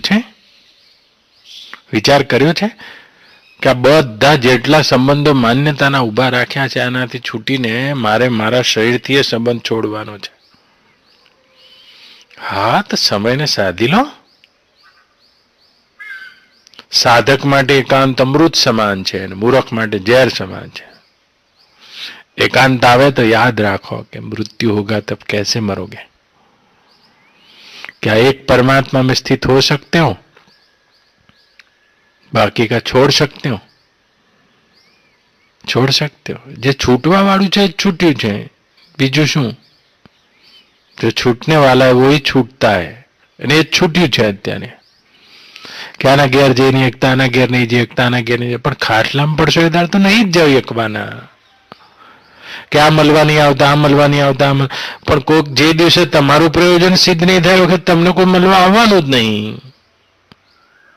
तो कभी ना कभी तो ये मार्ग में जाना है, तो अभी से मरना पहले करो तैयारी. हाँ, ये तैयारी करो, एकला पढ़वानी कला ने सीख लो. अध्यात्म दूसरा कुछ नहीं है, अकेले पढ़ने की कला है और मरने की कला है. मरने की कला. जो मृत्यु बाद में आने वाला है उस मृत्यु को अभी अनुभव कर लेना, यही साक्षात्कार है, दूसरा कुछ साक्षात्कार नहीं है. जो मृत्यु बाद में आने वाला है उसी मृत्यु को अभी देख लेना है बस. और तुम पाओगे कि मैं नहीं मरा हूं, ऐसा पाओगे. उस समाधि की अवस्था में छलांग लगाओगे, उस परम ज्ञान की अवस्था में, तब मृत्यु का अनुभव हो जाएगा और अचानक तुम पाओगे इस मृत्यु में मैं तो हूं. यही देखने का नाम अध्यात्म है. मरने की कला सीखना है और अकेले होने की कला. तो मरने के पहले अकेले होना है तो अकेले होते जाओ बस. બેને પૂછ્યું છે, શું પ્રશ્ન છે? હા, તો હવે 5 મિનિટમાં કેવું પડે, એક પ્રશ્નમાં જતા રહ્યા.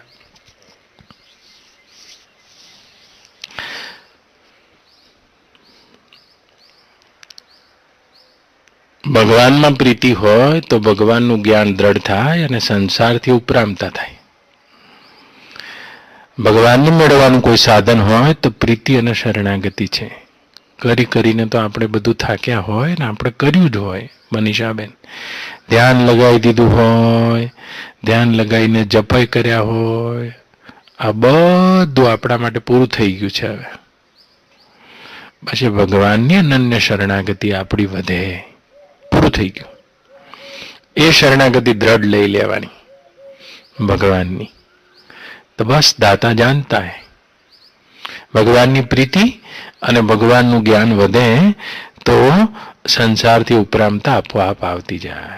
આપોઆપ જ આવતી જાય. સાધનમાં સાધન કોઈ હોય તો એ શરણાગતિ સાધન છે. અને એ જ આપે હવે કરવું જોઈએ. બાકીના કોઈ પણ સાધન ધ્યાન કર્યા હશે, કુંડલીએ જગાડી હશે, શાસ્ત્રોનો અભ્યાસ કર્યો હશે, બસ મામ એકમ શરણમ પ્રજા અહમ ત્વા સ્વરૂપાપેભ્યો મોક્ષ ઇષ્યામિ મા શુચઃ સર્વાન ધર્માન પરિત્યજ્ય મામ એકમ શરણમ વ્રજ.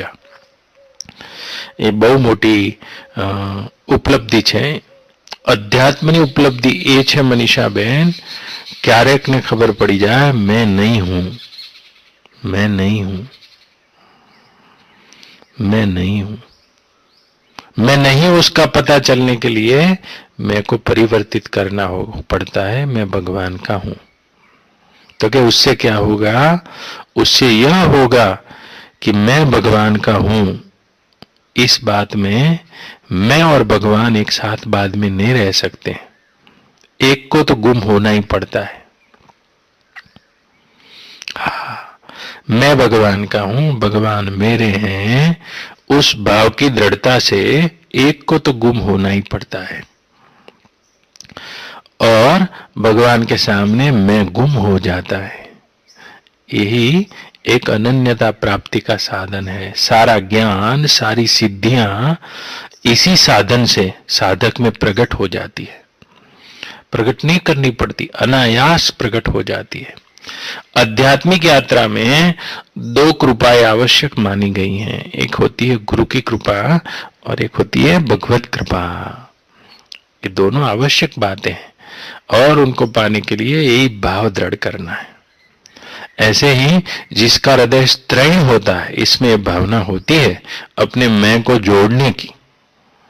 हाँ, तो अपना मैं भगवान के साथ जोड़ देना है. बस मैं भगवान का हूं, भगवान मेरे हैं. तो इससे क्या होगा? ये भाव और इस शरणागति से एक कक्षा ऐसी आती है जब मैं और भगवान में से एक को गुम होना पड़ेगा. दोनों नहीं रह सकते, दोनों नहीं रह सकते. एक म्यानमा बे तलवार ना रहे. मैं भगवान का हूं, ये भाव की अनन्यता में मैं गुम हो जाता है और भगवान ही शेष रहते हैं. यही शरणागति का फल अर्जुन ने प्राप्त किया था. अर्जुन ने प्राप्त किया था. अर्जुन ने यही शरणागति पूरी गीता पूरी होने के बाद माम एकम शरणम व्रज करिष्ये वचनं तव. सारे साधन मिलाकर इस निसाधनता को प्रकट करते हैं, दूसरा कुछ नहीं. कृपा साध्य रघुनाथ है. साधन एक निमित्त होते हैं. अपने कर्तृत्व को, अपने ज्ञातृत्व को शिथिल करने के लिए ही सारे साधन हैं. ध्यान करें, जप करें, तप करें, लंबे अरसे से करने के बाद अपना कर्तृत्व शिथिल हो जाता है और शिथिल हुआ कर्तृत्व फिर भगवान की शरणागति लेता है. ऐसे भगवान हैं जो शरणागत के हृदय में प्रकट हो जाते हैं. ज्ञान की उसके हृदय में प्रकट हो जाता है और भक्ति भी प्रकट हो जाती है, वैराग्य भी प्रकट हो जाता है. संसार से उपरामता, भगवान में भगवान का ज्ञान, ये दोनों भगवान की प्रीति से प्रकट हो जाते हैं. भक्ति के ही दो पुत्र माने गए, ज्ञान और वैराग्य. तो जिसका हृदय स्त्रैण है उसको तो यही भाव करना चाहिए, मैं भगवान का हूं. જેવી રીતે મનીષાબેન તમે ભાવ કરી દીધો કે શંકરભાઈ મારા બાપુજી છે અને એ ભાવ ફેરવીને તમે પતિ સાથે સાસરીમાં ભાવ જોડી દેવાથી તમે ત્યાંના જ થઈ ગયા. બસ ત્યાંના જ હવે બની ગયા છો. જેને ઓળખતા નતા, જેના આખા પરિવારની કઈ ખબર જ નથી, એને તમે કહી રહ્યા છો મારું ઘર. મારા પપ્પા શંકરભાઈના ઘેર તો આમ અને મારા ઘેર તો આમ. આ ભાવનાની દ્રઢતાથી તમે પોતાની ઓળખ બદલી કાઢી છે. ऐसे ही भक्ति में कुछ करना नहीं है मनीषा बहन, इसमें अपनी भावना की दृढ़ताई करनी है. जो संसार में मैं मेरे की भावना है, वही मैं मेरे की दृढ़ भावना भगवान में कर लेना ही भक्ति है, शरणागति है. तो भावना का फल क्या हुआ? जो पति का है वो सब आपका हो गया. स्वयं पति भी आपके हो गए और पति की संपत्ति भी आपकी हो गई, सब आपका हो गया. आपने अपने मैं मेरे की भावना पिता के घर से जैसे ससुराल में कर दी है, वैसे ही प्रत्येक साधक को अपने मैं मेरा संसार में से उठाकर भगवान में जोड़ देना है. तो ऐसा करने से क्या होगा? गुरु भी अपने आप मिल जाते हैं, ज्ञान भी अपने आप मिल जाता है, भगवान भी अपने आप मिल जाते हैं. ચોખ્ખો નિયમ છે, ચોખ્ખો નિયમ છે બા. તો તમે અહીંથી અમેરિકા જતા હોય, આપણે અહીંથી અમેરિકા જઈએ બા, તો એરપોર્ટ પર પૂછે ક્યાં જાઓ છો? બધા બોલે કે અમેરિકા જાઓ છો, પણ અમેરિકામાં તમારા એક જ પરિચિત હોય, ધારો કે મનીષાબેન, તો તમે પરિચિતના ઘેર જાઓ છો, बस. भैया को ना घेर जवाना छो बा. भगवान भी ऐसे हुए बा. तो किसके हृदय में प्रकट होते हैं? जिसके हृदय में मैं मेरे का भाव दृढ़ होता है. ये तो सब कोई कर सकता है. और ये बात मैं आपको आखिरी बोल रहा हूं मनीषा बहन. नंदुबा હું કઈ આજકાલનો બાવો નથી ને આજકાલનો સાધુ એ નથી. હા, વેદના દળિયા મેં દોડી લીધા છે, વેદની પ્રક્રિયાઓ જોઈ લીધી છે, બાલની ખાલ ઉખાડી લીધી છે, યોગમાં કુંડળી જગાડી લીધી છે, અસંપ્રજ્ઞાત સમાધિને જોઈ લીધી છે, ને આ બધાના અંતે एक सार बात करी रह्यो छूं कि अध्यात्मनी सार बात इतनी है, अपने मैं मेरे को भगवान में जोड़ देना चाहिए, बस. तो आपका पूरे का पूरा सारे का सारा रास्ता लंबा नहीं रहेगा. नहीं तो આ બધા પાપડ વેલીને જોઈ લીધા છે. કઈ આજકાલનો નંદુબા હું તમારી આગળ બાવો નથી બેઠો. હા, કોઈ કે ભગવાનને તમે માનો છો? નંદુબા, ભગવાનને હું માનતો નથી, ભગવાનને મેં જોયા છે. જોવાનો અર્થ થાય અનુભવ્યા છે. પણ આટલી બધી મારી અનંત યાત્રામાં ટૂંકમાં તમને એટલું કહી રહ્યો છું કે જો આ બધું એક કરી રહ્યા હોય तो यही भाव की दृढ़ता करो. जैसे कुंवारी कन्या होती है, वो ससुराल में मैं मेरे की भावना जोड़ देती है और बड़ी दादी बन के नंदू माई की माफक बैठ जाती है. देखो, ये मैं मेरे की भावना यहाँ जोड़ दी ससुराल में, तो दादी हो गई अब सबकी. बच्चों की भी दादी. जो घर पराया था वो अपना हो गया, जो अपना था वो पराया हो गया. ऐसे ही भावना करके इस संसार को, मैं मेरे की भावना करके इस संसार को हमने माना है, और यही भावना भगवान में लग जाएगी तो भगवान अपने हो जाते हैं, भगवान प्रकट हो जाते हैं, आ जाते हैं. उनकी प्रीति से उनका ज्ञान भी प्रकट हो जाता है और संसार की उपरामता से उसकी वासना भी मिट जाती है और मुक्ति भी मिल जाती है. एक साधे सब सदे. તો મનીષાબેને પૂછ્યું છે કે મારા માટે શું આદેશ છે? અરે મનીષાબેન માટે નહીં બા, આપણા બધા માટે આદેશ પૂછ્યો હોય તો કરી શકતા હોય તો આ જ છે. जप करता हो तो करो, लेकिन जप करोगे तो जप का फल है. कुंडलिनी जगा सकते हो तो जगाओ, लेकिन कुंडलिनी जगाओगे तो कुंडलिनी का फल है. ध्यान कर सकते हो तो करो, लेकिन वो ध्यान का फल है.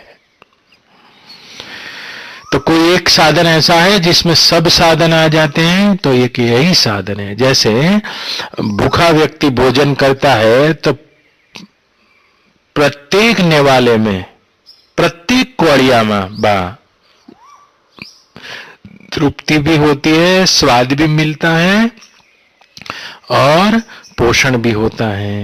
एक एक કોળિયામાં તૃપ્તિનો અનુભવ, સ્વાદનો અનુભવ અને શરીરનું પોષણ, આ ત્રણેય વસ્તુ એક સાથે થાય છે। भगवान में जो मैं मेरा जोड़ देता है उसमें भगवत तत्व का ज्ञान, संसार से उपरामता और भगवान में भक्ति, ये तीनों एक साथ आ जाती है, एक साथ आ जाती है। ऐसा कोई साधन नहीं है जिसमें तीनों एक साथ में आवे। जेम दाળ ભાત શાક રોટલીનો એક કોળિયો મોઢામાં મૂકો તો ભૂખ ભાંગે, સ્વાદ આવે ને પોષણ થાય, આ ત્રણેય વસ્તુ એક સાથે થાય।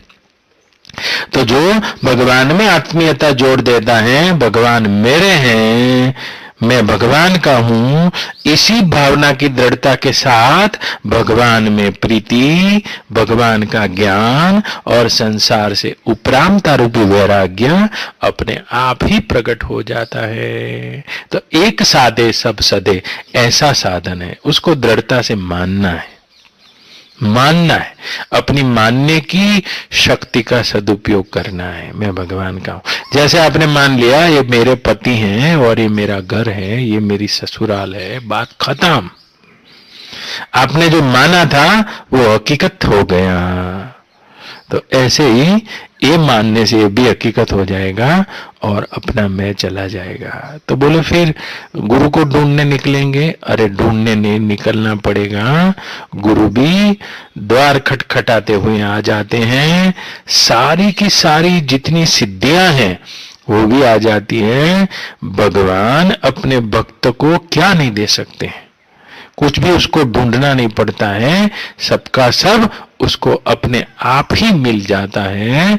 इसलिए मेरे लिए क्या आदेश है, तो सारे साधन अब करके देख लिए हैं, सारे साधन, ध्यान करके भी देख लिया आपने, योग करके भी देख लिया, अभ्यास करके भी देख लिया, शास्त्रों की समीक्षा करके भी देख ली।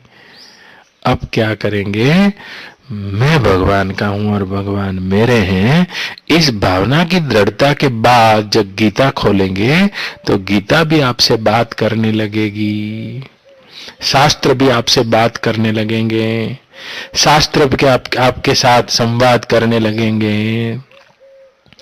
और समष्टि में जितने सिद्ध पुरुष घूम रहे हैं अव्यक्त रूप से, वो भी आपको साधना में सहाय कर सकते हैं। और जैसे जो ज्ञानी जन होते हैं नंदुमाई, वो भी आपके द्वार तक आ सकते हैं। ये भावना की चमत्कृति है। पूर्णमद पूर्णमिदं पूर्णात् पूर्णमुदच्यते पूर्णस्य पूर्णमादाय पूर्णमेवावशिष्यते। ओम शांति शांति शांति।